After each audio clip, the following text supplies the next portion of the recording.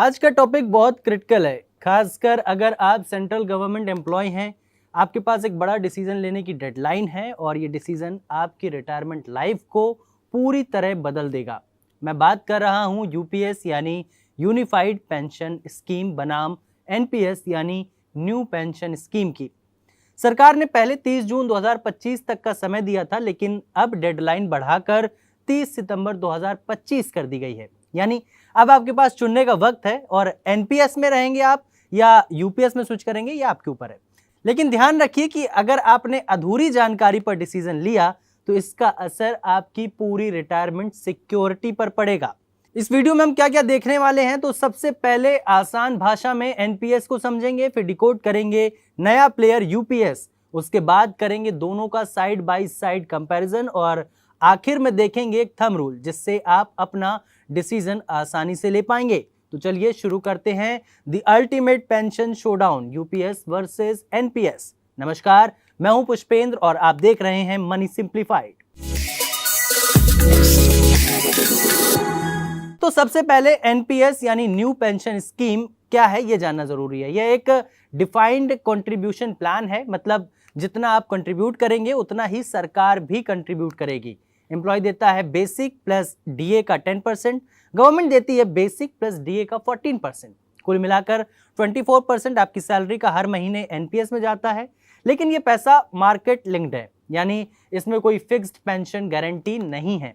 Investment options यानी equity, corporate bond, government securities, private sector में 75% equity तक, central government में एम्प्लॉयज के लिए सिर्फ 50% तक इक्विटी कैप है। रिटायरमेंट पर 60% का कॉर्पस आप टैक्स फ्री निकाल सकते हैं।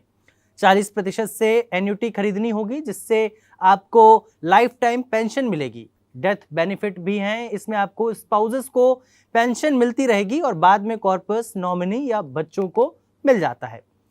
पार्ट 2 है इसका यूपीएस यानी यूनिफाइड पेंशन स्कीम। इसमें आपको सरकार ने बताया है कि ओपीएस और एनपीएस का हाइब्रिड वर्जन है ये, यानी एक कंट्रीब्यूटेड स्कीम है ये, जहां पर एम्प्लॉय 10% देगा जिसमें बेसिक प्लस डीए होगा, गवर्नमेंट 18.5% देगी, लेकिन इसमें से सिर्फ 10% आपके अकाउंट में जाएगा, बाकी 8.5% एक कॉमन पूल फंड में जाएगा। यानी आपके पर्सनल अकाउंट में हर महीने 4% कम कंट्रीब्यूशन होगा। पेंशन फॉर्मूला क्या है ये भी जानना बेहद जरूरी है कि तो आपको मिलेगा लास्ट 12 महीनों की एवरेज बेसिक प्लस डीए का 50%, लेकिन कम से कम 25 साल की सर्विस पूरी करनी जरूरी है। ड्रॉबैक क्या है, अगर आप 45 साल की उम्र में वॉलंटरी रिटायरमेंट लेते हैं तो भी पेंशन 60 साल के बाद ही मिलेगी। डेथ के बाद स्पाउस को सिर्फ 60% पेंशन मिलेगी, नॉमिनी या बच्चों को कुछ भी नहीं मिलने वाला है। लमसम विड्रॉल भी पॉसिबल है, लेकिन जितना निकालेंगे उतनी ही प्रोपोर्शनेट पेंशन कम हो जाएगी। पार्ट 3 में है UPS versus NPS. Side by side में हम जानेंगे कि यूपीएस और एनपीएस में क्या कुछ है। तो पेंशन टाइप की बात करें तो यूपीएस जो है वो डिफाइंड बेनिफिट फिक्स्ड पेंशन है, जबकि एनपीएस जो है वो मार्केट लिंक्ड वेरिएबल पेंशन है। कंट्रीब्यूशन की अगर बात करें तो यूपीएस में employ 10%, government 10%, which is equal to 20% personal corpus. NPS में अगर हम यही बात करें तो employ 10% and government 14%, which is equal to 24% personal corpus. अगर हम ग्रोथ पोटेंशियल की बात करें तो यूपीएस में आपको लिमिटेड गवर्नमेंट कंट्रोल है, तो वहीं एनपीएस में आपको high up to 50% equity exposure मिल रहा है। अगर बात फैमिली सिक्योरिटी की हो तो यूपीएस में सिर्फ स्पाउस को 60% पेंशन मिल रही है, जबकि एनपीएस में स्पाउस प्लस बाद में नॉमिनी को पूरा कॉर्पस भी मिल जा रहा है।